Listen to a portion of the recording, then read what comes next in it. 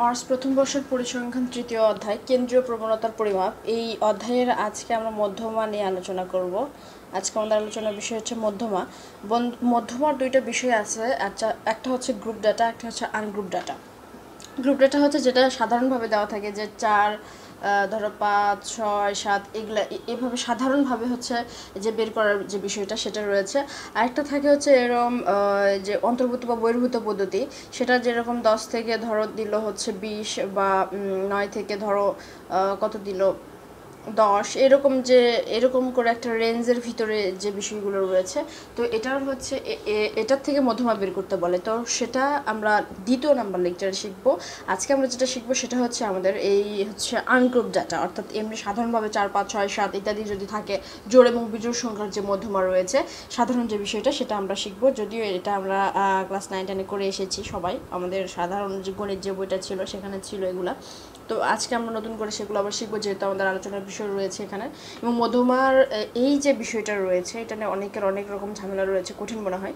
কঠিনের কোনো বিষয় না, আমরা সহজভাবে শিখবো। তো আজকে আমাদের লেকচার নাম্বার হচ্ছে 1, এবং এখানে আমরা কিছু বেসিক যে জিনিসগুলো রয়েছে সেগুলো নিয়ে আলোচনা করব। তো আজকে আমি যে অঙ্কটা নিব সেটা হচ্ছে এরকম একটা অঙ্ক দেওয়া আছে, 4 7 5 6 8। বলছে এটার হচ্ছে মধ্যমা নির্ণয় করো। এবং প্রথমে আমরা যেটা শিখব সেটা হচ্ছে যে মধ্যমার বিজোড়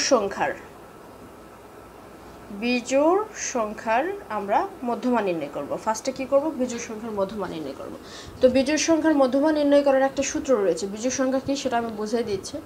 মধ্যমা নির্ণয়ের সূত্র হচ্ছে বিজোড় সংখ্যার ক্ষেত্রে বিজোড় সংখ্যার মধ্যমা বিজোড় সংখ্যার মধ্যমা নির্ণয়ের সূত্র কি, যে মধ্যমা ইকুয়াল টু n+1/2 তম পদের মান। এটা হচ্ছে বিজোড় সংখ্যার ক্ষেত্রে মধ্যমা নির্ণয়ের সূত্র। এখন এটা বিজোড় সংখ্যা কেন, দেখো এখানে 1 2 3 4 5 5টা সংখ্যা রয়েছে। তাহলে 5 যে সংখ্যাটা সেটা জোড় না বিজোড়? অবশ্যই বিজোড়। যদি 4 হতো তাহলে এটা জোড়। জোড় বিজোড় চিন্তা নিশ্চয় আমাদের কোনো প্রবলেম নাই।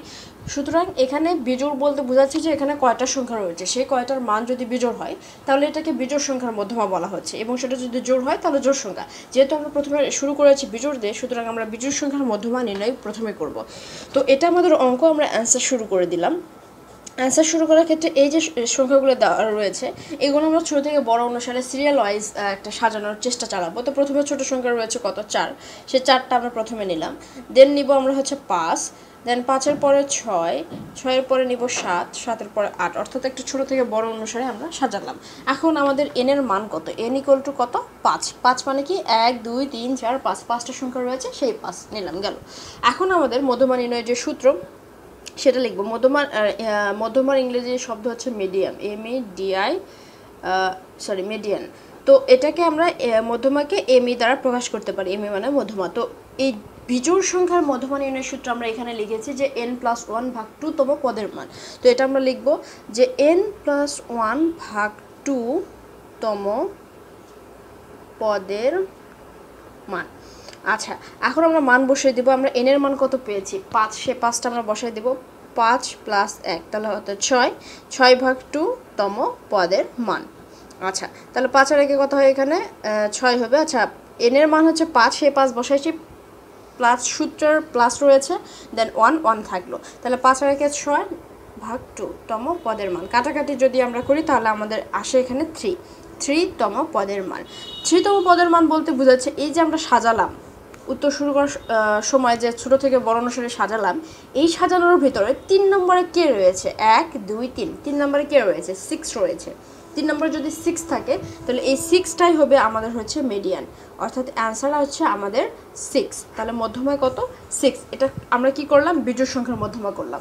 এখন আমরা আরেকটা করি, এগুলো খুবই সিম্পল, যদিও অনেকে হয়তো একবারে সরাসরি গ্রুপ ডেটা দিয়ে শুরু করবে, অর্থাৎ এই রেঞ্জের যে অঙ্কগুলো থাকে এরকম দেখতে, সেটাতে শুরু করবে। কিন্তু আমার মনে হয় এগুলো জানারও দরকার আছে, তাই আমি লেকচার নাম্বার 1-এ এই বিষয়গুলো দিলাম। লেকচার নাম্বার 2-তে আমি ওই বিষয়গুলো দিব যেগুলো নিয়ে সবার বেশি ঝামেলা থাকে। তাহলে আচ্ছা, এখন আমরা উদাহরণ 2 নম্বর একটা দেখি, যে 7 দিয়েছে, 0 দিয়েছে, -1 দিয়েছে, -4 দিয়েছে, -6 দিয়েছে। এই একটা অঙ্ক আমাদের দিয়েছে। আচ্ছা, এখানে এই অঙ্কটা আমরা করব, আমরা দেখব এটা জোড় নাকি বিজোড়। 1 2 3 4 5, এন এর মান হচ্ছে 5, তার মানে এটা বিজোড় সংখ্যার মধ্যমান নির্ণয় করতে বলেছে। তো এটাকে আমরা অ্যান্সার এখন শুরু করে দিলাম। তো অ্যান্সার শুরু করার ক্ষেত্রে আমাদের কি করতে হবে, ছোট থেকে বড় অনুসারে একটা সাজাতে হবে দেখতে সুন্দর লাগার জন্য অবশ্যই, এবং হচ্ছে ছোট থেকে বড় অনুসারে না সাজালে অ্যান্সার কিন্তু ভুল ভালো আসবে। দেখো এখানে এন এর মান আসছে 6, তাহলে 3, তাহলে 3 নম্বর পদ এখানে 1 2 3 5 হয়ে যেত, কিন্তু অ্যান্সার তো আমাদের 6। সুতরাং এই যে অঙ্কটা শুরু করার টাইম আমরা সুন্দর করে সাজিয়ে নিব। তো এখানে সাজানোর ব্যাপারে এখানে -1 রয়েছে, -4 রয়েছে, কোনটা বড় কোনটা ছোট নেই কনফিউশন। যখন একটা আমরা স্কেল দেখেছি, এই স্কেলটা আমরা জানি যে এখানে মাঝখানে থাকে 0, এদিকে থাকে 1, এদিকে থাকে 2, এদিকে থাকে 3, এদিকে থাকে 4, আর এখানে -1 -2 -3 এরকম। তো সাজানোর ক্ষেত্রে প্রথমে এখানে থাকবে আমাদের -4, -4টাই বেশি ছোট, আমাদের -4টাই বেশি ছোট, -1 বড়। -4 প্রথমে থাকবে, দেন -1 থাকবে, দেন 0 থাকবে, দেন থাকবে 6, দেন থাকবে হচ্ছে 7। যদি এখানে এরকম থাকতো, সাপোজ ধরলাম এখানে ধরো আরেকটা সংখ্যা রয়েছে যে -2, ধরো -2 রয়েছে, তাহলে এখানে থাকতো -4 -2 দেন -1 থাকতো, এভাবে থাকতো। অর্থাৎ মাইনাস যে সংখ্যাগুলো রয়েছে, যেগুলো সবচেয়ে বড় সংখ্যা, মাইনাস ধরো 100, আর ধরো মাইনাস কত 2, -100টা কিন্তু ছোট, আর -2টা কিন্তু বড়। -100টা কিন্তু ছোট, -2টা কিন্তু বড়। সংখ্যার সামনে মাইনাস থাকলে যে সংখ্যা দেখতে বড় সেটা ছোট হয়, আর যে সংখ্যা দেখতে ছোট সেটা বড় হয়ে যায়। তাহলে আমরা এটা সাজাইলাম, সাজানোর পর আমাদের এন এর মান কত, 5, এন ইকুয়াল টু কত আমাদের 5, 1 2 3 4 5, এন ইকুয়াল টু 5। এখন আমাদের যে সূত্রটা রয়েছে মধ্যমা নির্ণয়, সেই সূত্রটা আমরা লিখব, মধ্যমা ইকুয়াল টু n + 1/2 তম পদের মান। অবশ্যই এটা কিসের সূত্র, এই যে বিজোড় সংখ্যার মধ্যমার ক্ষেত্রে এই সূত্রটা, n + 1 + 2 তম পদের মান। এখন n এর মান আমরা এখানে কত পেয়েছি, n এর মান হচ্ছে আমরা 5 পেয়েছি, n এর মান 5 + 1/2 তম পদের মান, তাহলে 6/2 তম পদের মান, তাহলে কত হতো 3, এখানে আসবে হচ্ছে 3 তম পদের মান। আচ্ছা, এন এর মান 5, এখানেও এন এর মান 5, তাই আমাদের অ্যান্সারটা সেম আসতে যে 3। তাহলে 3 নম্বর পদ আমাদের এখানে কোনটা, দেখো অ্যান্সার শুরু করেছি আমরা সাজিয়েছি এখান থেকে, তাহলে 1 2 3, এই যে 3 নম্বর পদ হচ্ছে আমাদের কত 0, তাহলে 0 অ্যান্সার কত হবে আমাদের এখানে 0। এটা গেল আমাদের বিজোড় সংখ্যার ক্ষেত্রে মধ্যমা। এখন আমরা চলে যাব জোড় সংখ্যার ক্ষেত্রে মধ্যমা আমরা কীভাবে নির্ণয় করব। তো এখন আমরা দেখব জোড় সংখ্যা। তাহলে জোড় সংখ্যা, জোড় সংখ্যার মধ্যমা নির্ণয়ের একটা সূত্র রয়েছে। প্রথমে আমি সেই সূত্রটা লিখে নিব, যে মধ্যমা এমই, এমই মানে হচ্ছে মিডিয়ান, মিডিয়ান মানে হচ্ছে মধ্যমা। মধ্যমা নির্ণয়ের সূত্র কি, এখানে দেখো n/2 প্লাস n/2 তম পদের মান প্লাস হচ্ছে n/2 প্লাস 1 তম পদের মান।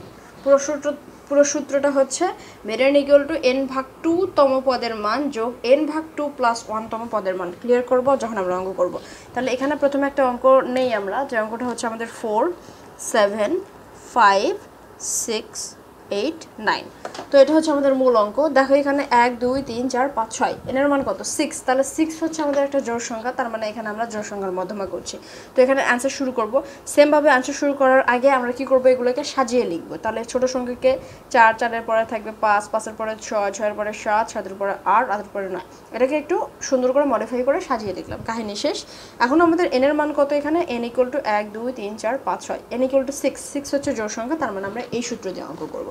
তাহলে আমি প্রথমে এখানে হচ্ছে সূত্র লিখে নেই, মধ্যমা নির্ণয়ের যে সূত্র রয়েছে, মধ্যমা ইকুয়াল টু n/2। আচ্ছা, এই সূত্রটা পুরোটার নিচে আবার আছে একটা 2 রয়েছে, পুরোটার নিচে একটা 2 রয়েছে। সূত্রটা আমি প্রথমে ভুল করেছি, যাই হোক পুরোটা সূত্রটার নিচে 2 রয়েছে। তাহলে আমরা এখানে একটা টান দিই প্রথমে। আচ্ছা, তাহলে n/2 তম, n/2 তম পদ যোগ n/2 প্লাস 1 তম পদ ডিভাইডেড হচ্ছে 2। এটা হচ্ছে 4 সূত্র, n/2 তম পদ প্লাস n/2 প্লাস 1 তম পদ ডিভাইডেড 2। এটা হচ্ছে আমাদের ফুল সূত্র। তাহলে n এর মান আমাদের এখানে কত 6, তাহলে 6/2 তম পদ যোগ এনের জায়গায় আমরা 6 বসাবো, 6/2 প্লাস 1 তম পদ ভাগ হচ্ছে 2। তাহলে 6/2 আমাদের কত হয় 3 তম পদ, কাটাকাটি করো 2 দিয়ে যদি আমরা কাটি তাহলে 3 2 গুণ 6, সুতরাং 3। আচ্ছা, তারপরে এখানে প্লাস এখানে আসবে আমাদের কত 4 তম পদ। এখানে আবার 4 বের করতে যে অনেক রকম ঝামেলা হবে, এটা সুন্দর করে আমরা লসাগুর মাধ্যমে বের করতে পারি। কীরকম দেখো, যে এখানে 2 আর 1-এর নিচে মনে মনে রয়েছে 1, তাহলে 2 আর 1-এর লসাগু হচ্ছে 2 দ্বারা এই 2কে ভাগ করব, তাহলে হয় 1 দ্বারা 6কে কি করব গুণ করব, তাহলে 6 যোগ এর 1-এর নিচে মনে মনে 1 রয়েছে, সে 1 দ্বারা এটাকে কি করব ভাগ করব, 1 দ্বারা ভাগ করলে 2 হয়, 2 দ্বারা আবার এটাকে গুণ করব উপরের 1কে, তাহলে 2 হয়, তাহলে কত হয় 6 7 8, 8 ভাগ হচ্ছে 2, তাহলে কত হয় 2 দিয়ে যে 8কে কাটি তাহলে আমাদের 4তম পদ। তাহলে এটা সিম্পল লসাগু আর কি, লসাগু সেখানে আর কিছু নাই, এগুলো সবাই পারে। আচ্ছা, তারপরে এখানে 3তম পদ প্লাস 4তম পদ ভাগ হচ্ছে 2, তাহলে 3তম পদ। অর্থাৎ এই যে আমরা সিকোয়েন্সটা তৈরি করেছি, প্রথমে যে আমরা সুন্দর করে অঙ্কটা শুরু করার প্রথমে আমরা সুন্দর করে সাজিয়ে একটা সংখ্যা লিখেছি, সাজিয়ে লেখার সময় এখন এই সাজিয়ে লেখা থেকে 3 নম্বর পদটা কোনটা, 1 নম্বর পদে রয়েছে 4, 2 নম্বর পদে রয়েছে 5, 3 নম্বর পদে রয়েছে আমাদের কত 6, তাহলে 3তম পদ মানে 3 নম্বর জায়গাতে কে অবস্থান করছে সেটাই হচ্ছে আমাদের 3তম পদ। তাহলে 3তম পদ আমাদের কত, এখানে রয়েছে 6 প্লাস 4তম পদ, তাহলে 4 নম্বর জায়গা থেকে অবস্থান করছে 7, তার মানে 7 হচ্ছে আমাদের এখানে 4তম পদ, ভাগ হচ্ছে 2, তাহলে 6 প্লাস 7 কত হয় আমাদের 6 7 8 9 10 11 12 13, তাহলে 13 ভাগ হচ্ছে 2, তাহলে 13/2 যদি আমরা করি তাহলে আমাদের আসে হচ্ছে 6.5, অর্থাৎ মধ্যমা হচ্ছে আমাদের 6.5, এটাই হচ্ছে আমাদের অ্যান্সার। আমি আরেকটা করব, আরেকটা করার পরে এই লেকচারটা সম্ভবত এখানে শেষ করে দিব আমি। এটার আমরা মধ্যমা বের করবো, এটা দেখতে মনে হচ্ছে যে আমাদের হচ্ছে যে 10 থেকে 19 থেকে ধরো 20 থেকে কত 30 এরকম একটা রেঞ্জের মধ্যে দেখাচ্ছে যে শখটা আমরা দেখি আর কি ইউজুয়ালি, কিন্তু এটা কিন্তু সেটা না। দেখো এটা সিম্পলভাবেই দেওয়া আছে 48 49 52 55, শুধু এখানে একটা এক্সট্রা জিনিস দেওয়া আছে, সেটা হচ্ছে আমাদের ছাত্রী সংখ্যা, যে নিচে আরেকটা ছাত্রী সংখ্যা দিয়েছে, তো এটাকে আমরা বলেছে যে মধ্যমা বের করো। তো এটার মধ্যমা আমরা কীভাবে বের করবো এটা একটু আমরা দেখবো। তো এটার মধ্যমা বের করার জন্য প্রথমে আমাদের একটা ছকের প্রয়োজন হবে, সেই ছকটা থেকে আমাদের একটা অতিরিক্ত জিনিস আমাদের প্রয়োজন হবে, যেটা মধ্যমা নির্ণয়ের ক্ষেত্রে আমরা জানি যে লাগে, সেটা হচ্ছে যুজিত সংখ্যা। এই যুজিত সংখ্যা কিভাবে বের করতে হয় এটা কিন্তু আমরা এই পরিসংখ্যানের 1 নম্বর যে কি বলে চ্যাপ্টারটা রয়েছে সেখানে কিন্তু আমরা দেখেছি। যারা সেই 1 নম্বর চ্যাপ্টার থেকে শুরু করেনি আমি তাদেরকে বলবো সেই 1 নম্বর চ্যাপ্টার থেকে শুরু করে তোমরা ডেসক্রিপশন বক্সে অনার্স প্রথম বর্ষের পরিসংখ্যানের প্লেলিস্টটা পেয়ে যাবে, সেই প্লেলিস্ট থেকে সেই লেকচারগুলো তোমরা ফুল দেখে আসতে পারো। আর যখন কোনো চ্যাপ্টার শুরু করবে দেখা, সেখানে চেষ্টা করবা যে ফার্স্ট থেকে দেখা শুরু করার, এবং সাথে সাথে সেগুলো খাতা কলম নিয়ে করার না, শুধু দেখে গেলে হবে না, শুধু দেখলে এগুলো মনে থাকবে না, সাথে সাথে করতে হবে। 1 2 3 4 5 6, 1 2 3 4 5 আচ্ছা 6, পরীক্ষায় তোমরা এগুলো পেন্সিল এবং স্কেল দিয়ে সুন্দর করে লিখবা। আচ্ছা, তাহলে প্রাপ্ত নম্বরের জায়গায় আমরা এই সংখ্যাগুলো লিখে নিলাম যে 48 রয়েছে, 49 রয়েছে, দেন 52 রয়েছে, দেন 55 রয়েছে, দেন কত 66 মনে হয় এখানে, আচ্ছা 55 পরে এটা হচ্ছে 60, আচ্ছা যাই হোক 60 এবং হচ্ছে 68। আচ্ছা, তারপর ছাত্রীর সংখ্যা 4 7 9 এগুলো লিখে নেই, 4 7 9 5 3 2 এগুলো গেল।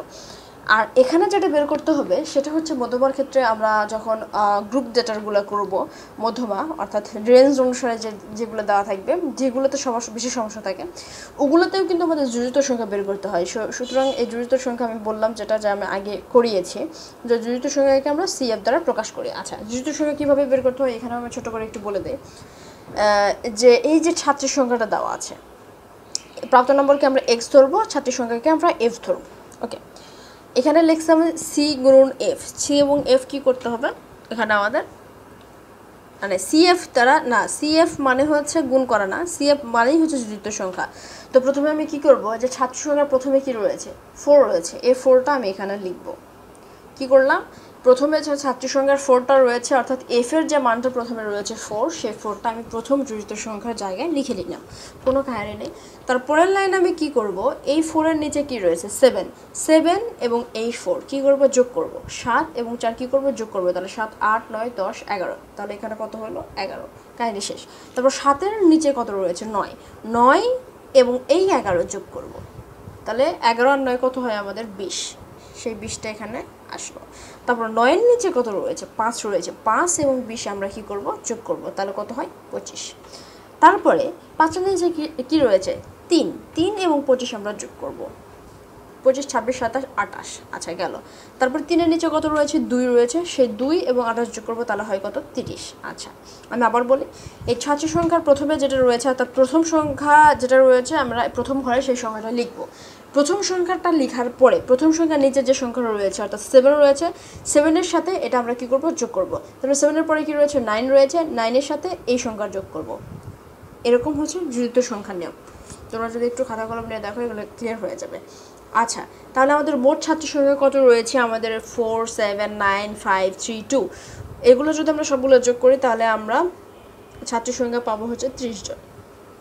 তাহলে এই 30টা আমাদের জোড় নাকি বিজোড়?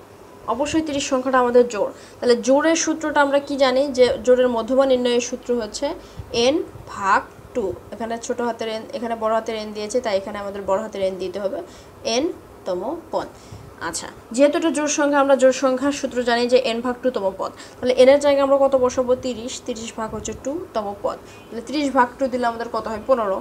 তাহলে 15-তম পদ। আচ্ছা, এখন এখানে একটা বিষয় রয়েছে যে, তো 15তম পদ, এখানে আমরা 15তম পদ কীভাবে বের করব?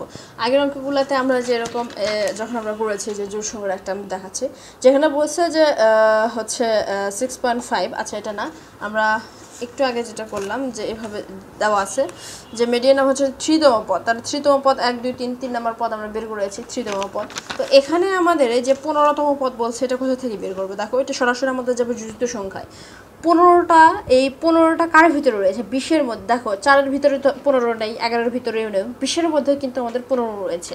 তার মানে মধ্যমাটা থাকবে আমাদের এই 20-এর ঘরে। তাহলে 20 যেখানে রয়েছে, সেখানে আমাদের প্রাপ্ত নম্বর কত রয়েছে, আমাদের প্রাপ্ত নম্বর কত, 52। ভালো করে বোঝো, 15তম পদ, 15টা কার ভিতরে রয়েছে, 20-এর মধ্যে তো 15 রয়েছে, তাই কিনা? 11-এর মধ্যে নেই, 4-এর মধ্যে নেই, 20-এর মধ্যে রয়েছে। তার 20-এর মধ্যে যেহেতু 15 রয়েছে, এটা এই লাইনে আমাদের অবস্থান করবে হচ্ছে মধ্যমা। এই লাইনে কি অবস্থান করবে, মধ্যমা। সুতরাং এই 20টার প্রাপ্ত নম্বর কত, 52। প্রাপ্ত নম্বর কত, 52। সুতরাং আমাদের মধ্যমা বা মিডিয়ান হবে আমাদের কত, 52। কোনো ঝামেলা থাকার কথা না। তো আমাদের মধ্যমা নির্ণয় প্রাথমিক যে বিষয়গুলো রয়েছে, সেগুলো আমরা সবগুলো শেষ করলাম। এরপরে আমরা দ্বিতীয় নম্বর যে লেকচারটা রয়েছে, অর্থাৎ লেকচার নাম্বার আমাদের 2, দ্যাট ইজ ভেরি ইম্পর্ট্যান্ট। আমরা এই লেকচারটা সুন্দর করে করব। এই লেকচারে আমরা এই মধ্যমার বিভিন্ন সরল কোশ্চেন আলোচনা করব, এবং গ্রুপ ডাটার যেগুলো রেঞ্জ অনুসারে দেওয়া থাকে, ধরো 100 থেকে 150, তারপরে দেওয়া আছে 150 থেকে 200, দেন 200 থেকে 250। এই রেঞ্জ অনুসারে যখন আমাদের মধ্যমা বের করতে বলে, তো তখন সেই মধ্যমা আমরা কীভাবে বের করবো, এটা আমরা সেকেন্ড লেকচার আলোচনা করবো। সে পর্যন্ত সবাই ভালো থাকো, সুস্থ থাকো।